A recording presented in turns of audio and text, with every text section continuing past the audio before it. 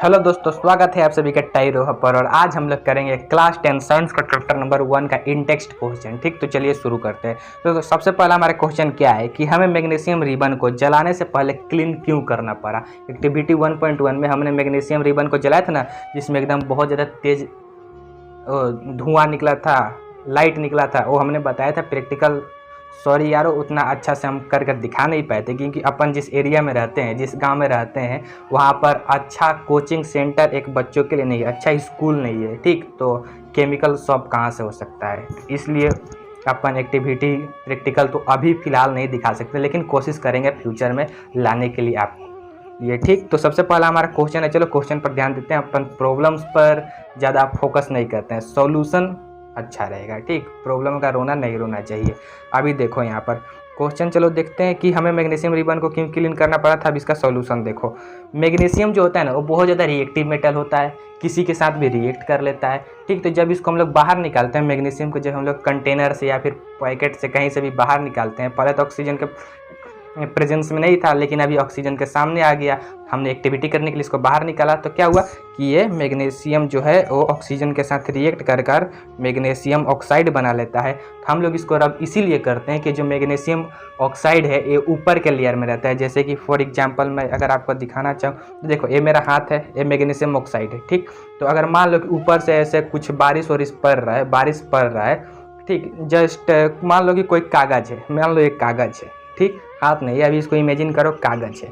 अगर ऊपर से पानी पड़ रहा है, बारिश होने लगे अभी तुरंत, तो क्या होगा कि अचानक से पानी तो नीचे नहीं चल जाएगा, पहले पानी इसके ऊपर वाले लेयर में लगेगा, फिर नीचे धीरे धीरे आएगा। वैसे मैग्नीशियम जो है वो ऑक्सीजन के साथ रिएक्ट करके पूरा मैग्नीशियम रिबन ही मैग्नीशियम ऑक्साइड नहीं हो जाएगा, उसका ऊपर वाला जो लेयर होगा, नीचे वाला जो लेयर होगा, वो मैग्नीशियम ऑक्साइड होगा। तो हम लोग जब उसको रब कर देंगे तो मैग्नीशियम ऑक्साइड वहाँ से हट जाएगा। अब मैग्नीशियम ऑक्साइड हट जाएगा तो हमें क्या मिलेगा, मैग्नीशियम मिलेगा, वहाँ से ऑक्साइड हट जाएगा, मैग्नीशियम ऑक्साइड हट जाएगा और हमें मिलेगा सिर्फ प्योर मैग्नीशियम। तो हमें क्या होगा कि रिएक्शन कराने में, हमें उसका यूज करने में, एयर में जलाने में काफ़ी ज़्यादा आसानी होगी और हमारा जो रिएक्शन है वो सफलतापूर्वक हो जाएगा। इसीलिए हम लोग क्या करते हैं कि इसको मैग्नीशियम ऑक्साइड का, मैग्नीशियम का जो रिबन है उसको हम लोग रब कर लेते हैं सैंड पेपर के मदद से। ठीक, तो इसका आंसर आप लोग ये लिख सकते हो, चाहो तो स्क्रीनशॉट ले लो, वैसे समझ तो गए ही होगे। अब देखो, कुछ केमिकल रिएक्शंस दिए गए हैं जिनका हमें बैलेंस करना है, तो देखो बैलेंस किया हुआ है। हाइड्रोजन प्लस क्लोरीन, हाइड्रोजन का फार्मूला होता है H2 और क्लोरीन का फार्मूला होता है Cl2। तो क्या बनाता है, हाइड्रोजन क्लोरीड। तो यहाँ पर देखो 2 हाइड्रोजन है, 2 क्लोरीड है, तो इधर भी 2 कर दिया गया है, तो 2 हाइड्रोक्लोराइड हो जाएगा बराबर 2 हाइड्रोजन इधर भी, 2 क्लोराइड इधर भी। ठीक, तो बराबर हो गया।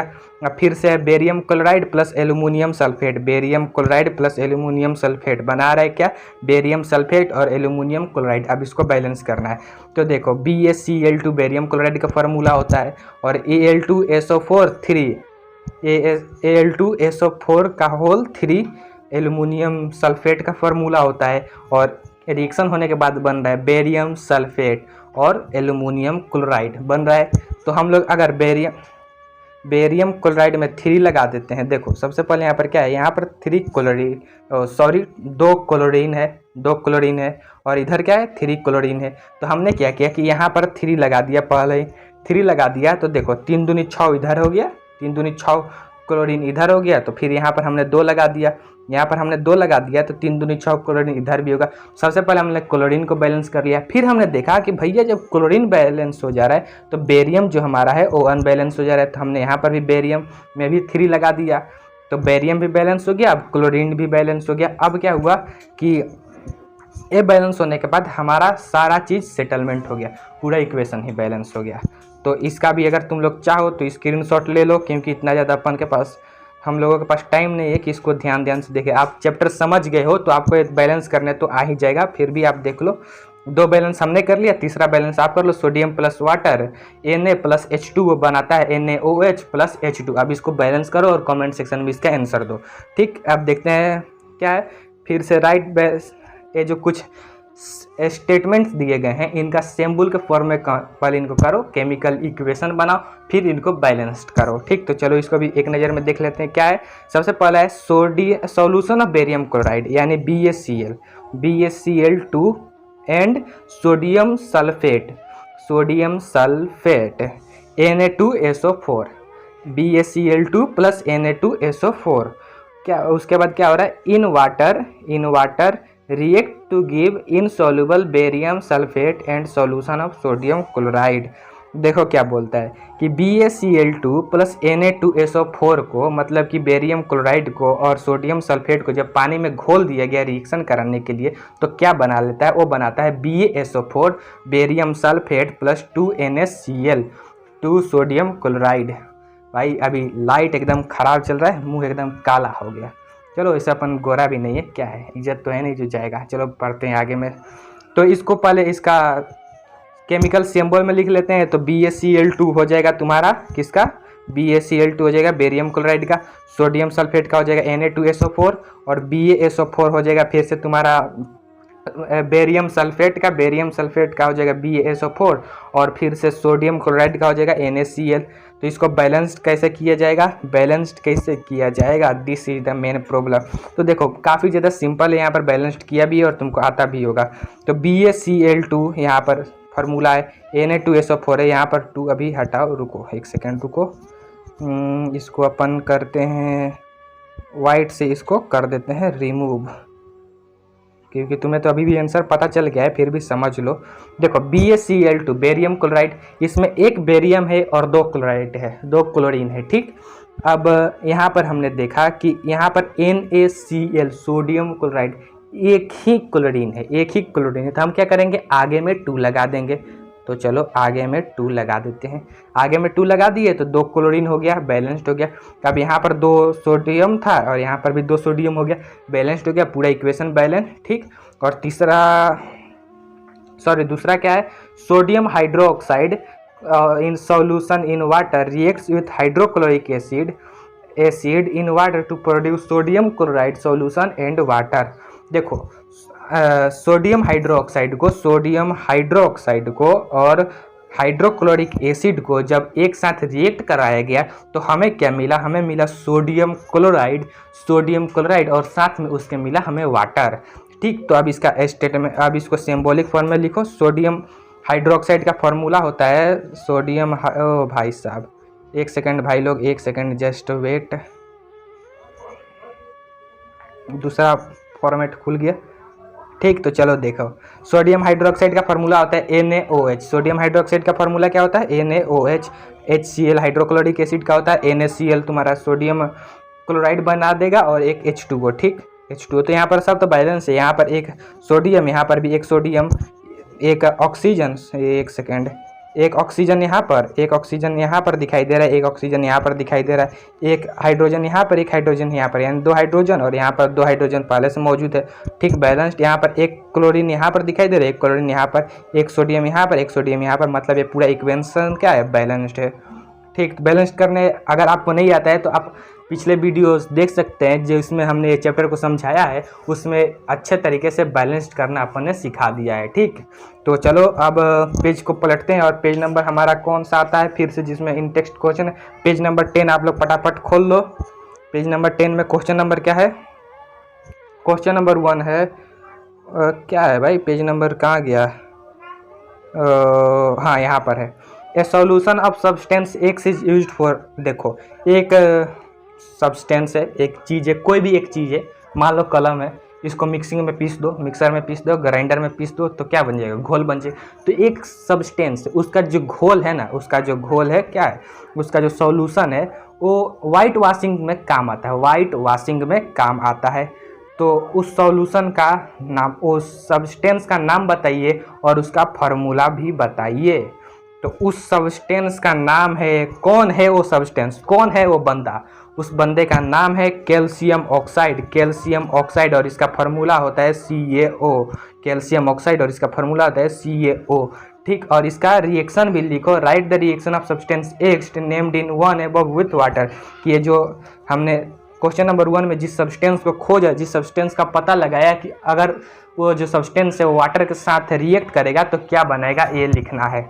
तो चलो लिखो, फटाफट लिखो, नहीं यहाँ से देखो, यहाँ पर पहले से अपन कर रखे हैं।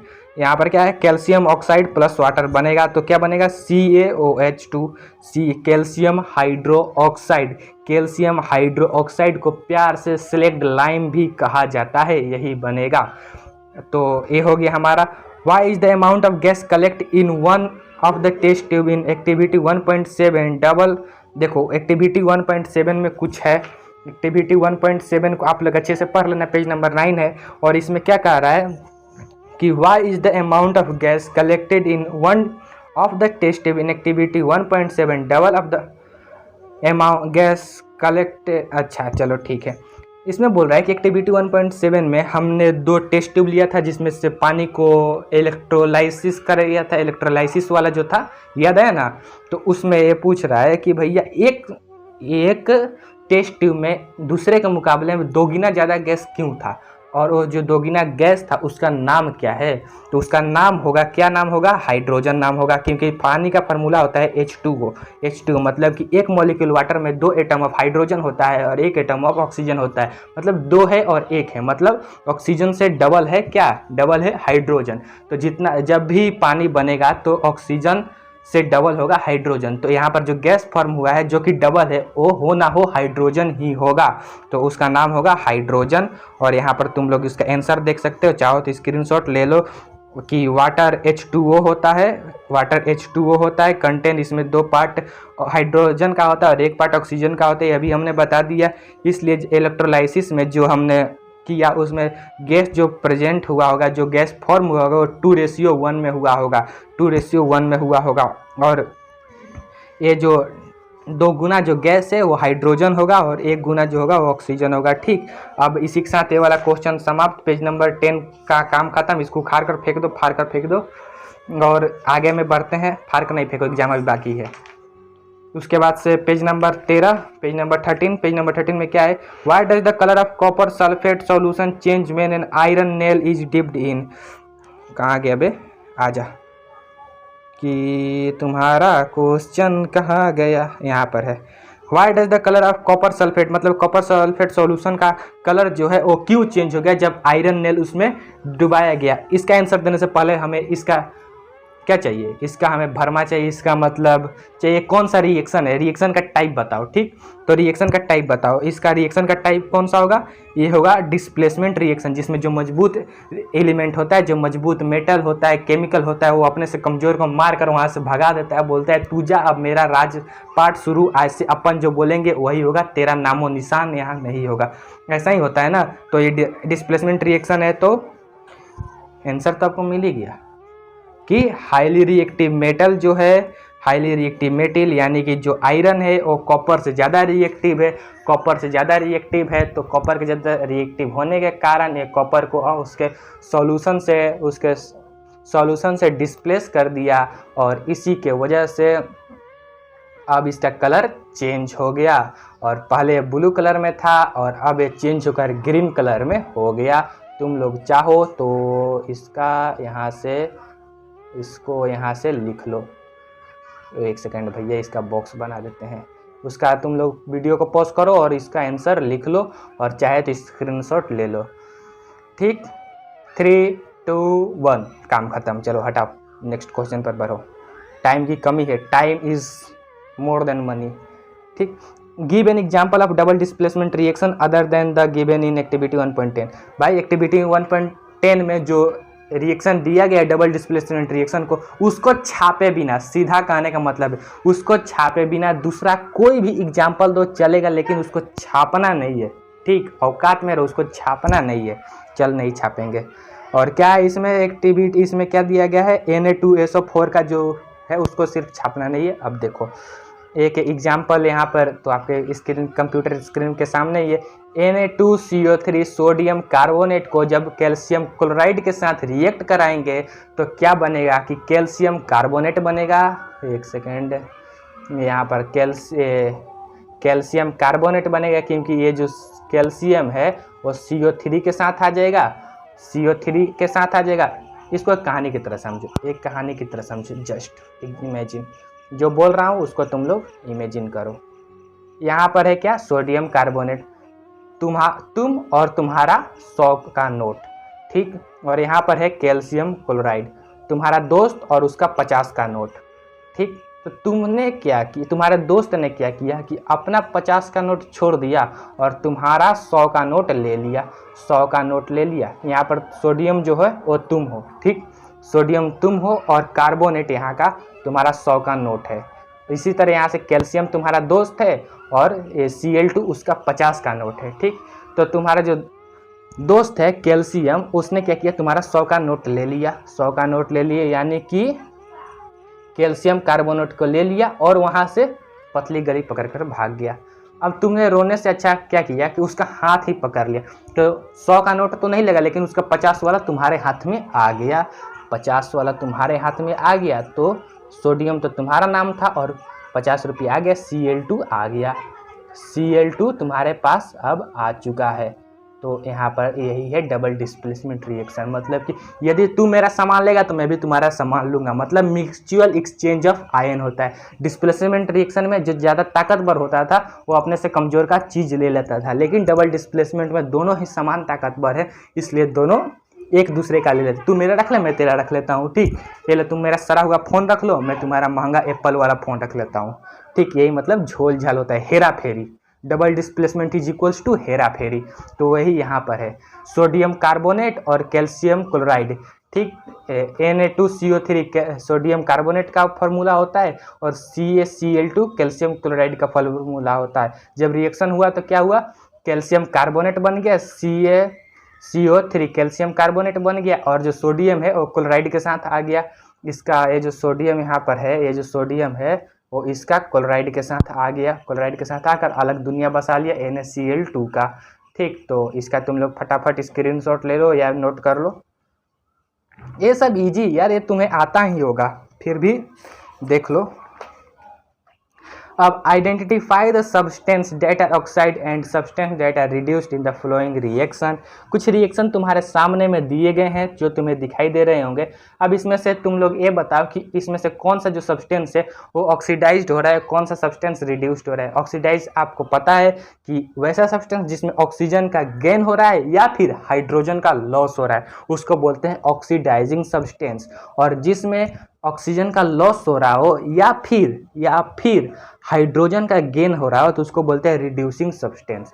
तो यहाँ पर देखो क्या है, 4Na मतलब 4 गो सोडियम है और एक है तुम्हारा ऑक्सीजन, एक मॉलिक्यूल है ऑक्सीजन का और 4 एटम है सोडियम का। क्या बना रहा है, Na2O। तो यहाँ पर देखो, यहाँ पर क्या हो रहा है तुम्हारा, यहाँ पर जो सोडियम है, यहाँ पर तो इसमें ऑक्सीजन नहीं था, लेकिन यहाँ पर इसके में ऑक्सीजन आ रहा है, यहाँ पर ऑक्सीजन आ रहा है, मतलब सोडियम जो है वो ऑक्सीडाइज्ड हो रहा है। और देखो और एक चीज़ देखो, यहाँ पर ऑक्सीजन बेचारा अकेले था, आराम से था, और यहाँ पर इसके साथ आकर मिल गया, यहाँ पर इसके साथ मिल गया तो ऑक्सीजन जो है वो रिड्यूस्ड हो रहा है। रिड्यूस्ड को नहीं भी लिखोगे तो चलेगा क्योंकि यहाँ पर सिर्फ सोडियम ऑक्सीडाइज्ड हो रहा है। और फिर दूसरा क्या है तुम्हारा कि कॉपर ऑक्साइड है और एक हाइड्रोजन है, और दोनों का जब रिएक्शन हुआ तो बनता है कॉपर और प्लस H2O। तो यहाँ पर देखो बहुत ही ज़्यादा मज़ेदार है, बहुत ही ज़्यादा मज़ेदार चीज़ है। यहाँ पर देखो कॉपर ऑक्साइड है और यहाँ पर क्या है, सिर्फ कॉपर है, मतलब यहाँ का ऑक्सीजन क्या हो गया भाई, ऑक्सीजन क्या हो गया, इसका ऑक्सीजन कौन चुरा लिया यार, बस ट्रेन में कौन छापा मार लिया इसका। तो इसका जो ऑक्सीजन है वो गायब हो गया, मतलब बेचारा का लूट गए पहली मुलाकात में, ये हो गया रिड्यूस्ड। और यहाँ पर हाइड्रोजन था, इसके पास तो ऑक्सीजन नहीं था, यही चोर है जिसके पास माल आ गया, मतलब ये हो गया ऑक्सीडाइज्ड है चोर, और जो रिड्यूस्ड है मतलब जो लूट गया वो रिड्यूस्ड है, ठीक। तो इसमें तुम्हें पता चल गया कि जो कॉपर है, कॉपर ये रिड्यूस्ड हो रहा है रिएक्टेंट साइड में, और हाइड्रोजन जो है वो ऑक्सीडाइज्ड हो रहा है। अब देखो, और इसी के साथ आपको एक बार प्यार से फिर से कॉन्ग्रेचुलेशंस कि हमने चैप्टर 1 के इंटेक्स्ट क्वेश्चन को कर लिया है समाप्त। अब बारी है पार्टी मनाने का, और पार्टी थोड़ा कम होना चाहिए क्योंकि कल इसका एक्सरसाइज करेंगे और एक्सरसाइज करने के बाद ज़्यादा पार्टी होगा।